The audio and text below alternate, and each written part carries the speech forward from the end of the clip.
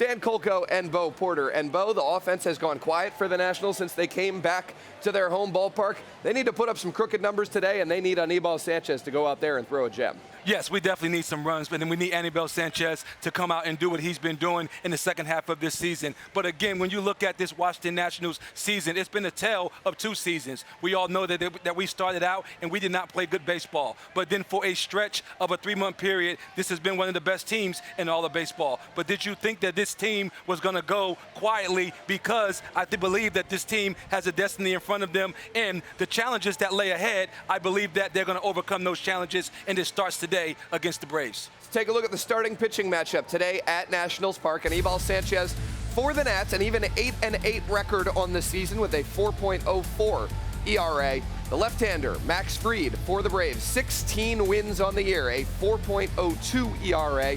Opponents hitting 269 off of him, so he's hittable. He did not give up much against the Nationals last week, and we'll get to that in a second. But, Bo, it seems like Anibal Sanchez, when he's faced the best competition this season, when the Nationals have really needed him to go out there and put up some zeros, he's done that. He has pitched his best against some really good teams, and we'll run you through now 4 of his best starts of the year coming against teams that are in the playoff picture. Let's start back on May 29th against this Braves team down at SunTrust Park. This is where he turned his season around. First start off the IL, allowed just 1 hit and 1 walk over 6 scoreless innings. That was a heck of an outing. And then on July 26th against the Los Angeles Dodgers, the team with the best record in baseball in the National League with 96 wins, he goes 7 innings and only allowed 1 earned run. And at one juncture of that game, he retired 21 straight batters. And then at Wrigley Field, August 23rd against the Cubs, took a shutout into the 9th inning. An error forced him out of this game after 8 1/3, allowed just 1 hit and 1 run. This was maybe his best start of the entire season. And then last Tuesday in Minnesota against the home run hitting Minnesota Twins, who have 283 home runs, he goes 7 innings and only allowed 2 earned runs. When you look at those 4 starts in his body of work, his ERA is a 1.27, and that's 28 1/3 innings. He's only allowed 4 earned runs against all playoff contending teams. Bo, does it tell you something about a starting pitcher that he brings his best when he's facing the best? Yes, it does. And you look at Anibal Sanchez, he's a veteran that understands how to navigate a lineup. His biggest asset is his pitchability and his ability to throw all of his pitches in any count. He's able to work on the edges of the plate, and he knows how to use his fastball in all the different quadrants, and that's what makes all of his secondary pitches so much better. In your mind, do starting pitchers feel what's going on inside of a clubhouse and know that they need to deliver a gem, or is every start the same in their mind? Can they take them out knowing, I got to be the stopper today? That's why they always say that you're only as good as your next day starter. Believe me, starters wear that on their sleeve, and they know where the team is at. They have the pulse of the clubhouse. They have the pulse of the situation. Anibal Sanchez has been around a long time. He knows what's at stake, and I believe we're going to get a great start from Sanchez today. Here's Davey Martinez earlier on today on the veteran presence that Anibal Sanchez brings. He's a guy that keeps everything in perspective, keeps everything loose. He comes in today, smiling, know he's got a job to do, but he's, in big moments, he's a guy that steps up. So, I expect him to go out there and compete, just like he always does. When he's on, he's really good, as we all know. He's got to throw strikes, keep the ball down, and mix in all his pitches. I think it's just his competitive nature. I really do. He's a veteran guy. He's been there. He's pitched in the World Series. He understands big moments. So, and he's very, very poised and very relaxed. Like I said, he came in today, came to my office, gave me a fist bump, and he said, "Let's go. Let's get a win today."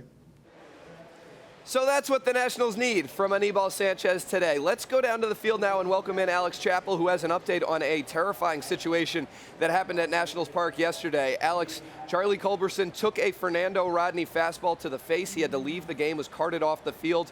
You have an update on the Braves utility player and how he's doing today. Dan, talking with some of the Nationals players last night in the clubhouse, they said when we're on the field, we're all rivals, but when you see something like that happen, we're a family. You get really worried about an opposing player, or it could have happened to one of us. As FP put it, we're all a fraternity. So you see Culbertson there get hit in the face with a 91-mile-per-hour fastball. He was struck in the right cheekbone. Terrible, terrible moment. He was down on the ground for a while, helped out by trainers. Even the Nationals training staff came out to see what his status was. They put a towel on him. Fernando Rodney was clearly upset, felt awful. We talked to him in clubhouse. And then as Culbertson was carted off the field, how about this? Talk about a classy move. He gave Rodney a thumbs up to say he was going to be okay. And there was some good news reported today from the Braves clubhouse. Here's Brian Snitker. We had a chance to talk with him. I talked to Charlie just a little bit ago. He sounded good.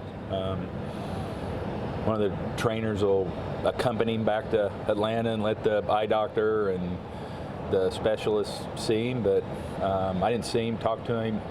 The guys that did see him said he looked better than what they thought he would this morning. So he sounded good, you know, for what he'd been through. So that's all very encouraging. I'm very sorry because I don't want that happen with nobody. Sometimes a lot of things happen in this game. It looked like he gave you a thumbs up and kind of waved to you as he was walking away. Does that mean something to you? Yeah, that's me. It's no, you know, in bad situation. He okay. He's gonna recover soon and come back to the home plate. Rodney says professionally he knew he had a job to do, but when you think about the emotional side, the personal side, he said it was very difficult to keep pitching in that situation. One of the things he told me too was just he panicked. He was so worried that he hit Culbertson in his right eye. So immediately after the game, he went back to watch the video. There was a bit of relief that he saw he hit him in the cheekbone, but all last night he kept thinking about Culbertson and hoping that he was going to be okay. Thank you very much, Alex. And obviously, you know, a scary situation. We hope for the best for Charlie Culbertson moving forward. A lot was made after the game last night and into today about Davey Martinez asking for an appeal on that play and the umpire's ruling that Culbertson did offer at the pitch, and thus it was a strike as compared to a hit by pitch. Here's Davey Martinez earlier on today on that situation. Last thing I want to do is be a jackass. I'll tell you right now. All right, but it's, you know, they get it and they understood. I mean, it's part of the game. We're in a 1-1 game.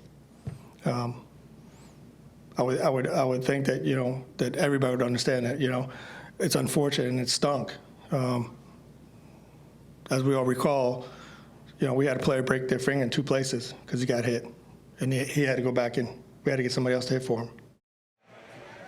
All right, Bo, this has been talked about inside of both clubhouses and around Major League Baseball over the last, 18 hours or so. What are your thoughts on the situation? Well, first of all, I would deepest condolences, you know, to Charlie Culbertson. Hopefully he has a full recovery. But how about this? Everybody's right. In this whole scenario, everybody did what they were supposed to do. Davey Martinez has an obligation to manage his ball club and put them in the best position to win a ball game. If he don't speak to the home plate umpire, now it's bases loaded and it's nobody out, and you're in jeopardy of obviously putting your team at a disadvantage. Sure. If you're Brian Snitker, once they decided that you're a player who just got hit in the face, you have to argue and defend your player. There's one fundamental mistake that was made here, and it was made by the home plate umpire, whoever he said to, that Davey Martinez came and asked him about Charlie Culbertson. This could have been dead at the point where when that reporter or beat writer asked the umpire, did Davey ask you? All he had to do was say, I didn't get a good look at it because the umpire ducked. If you look at the video, the umpire ducked when the ball was coming. Right. So he didn't get a good look at it. The umpire has an obligation to do what? Ask the first base umpire for help. He did not have to say that Davey Martinez asked him. That's what added the other dynamic to this whole scenario. So everybody is right. The home plate umpire is right as well. He's supposed to check with the first base umpire. That's all he had to say to the reporter, and this whole situation would be dead. If he just takes ownership of it and says, I have a job to do, I need to ask the first base umpire whether he's squared around. The whole situation dies right there. I have a job to do. I didn't see it, so I had to ask the home plate umpire. No, because at that moment, everybody in this stadium was focused on Charlie Culbertson. Right. Nobody was focused on Davey Martinez. Sure. Nobody was focused on anybody but the guy laying on the ground because he got hit in the eye. At that moment, even the home plate umpire, he didn't see the play because he ducked. So you got one job to do. Ask the first base umpire, who saw the whole thing. And the first base umpire would have said, yes. At that point, it's over. Yeah. Everybody did their job. And if you're Brian Snitker, you had to get thrown out. Oh, you got to defend your guy. You have to defend your guy. You don't have a choice. And if you're Davey Martinez, you got to play the game out. You're Davey Martinez, you have a job to do. Yeah. And you have to ask. The fact that he asked and nobody knew that he asked, that means that Davey asked in the right way.